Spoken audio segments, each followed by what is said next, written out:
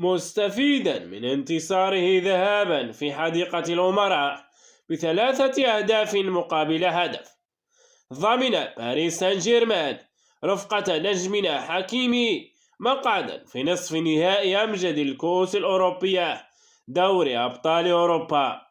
حكيمي ساهم في هذا التأهل بأداء ممتاز نال به تنقيط 7.7 كأفضل تنقيط في فريقه والثالث في المباراة، وسجل الهدف الأول لفريقه.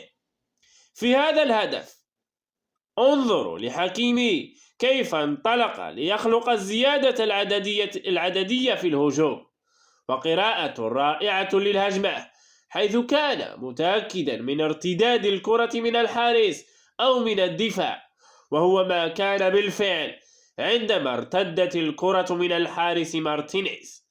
حكيمي مع إنريكي يقدم أداء هجوميا رائعا جدا، حيث في العديد من الأحيان يدخل في العمق ليخلق الزيادة العددية في الهجوم، على عكس المنتخب الذي تقتصر مساهماته الهجومية على تقديم بعض العرضية.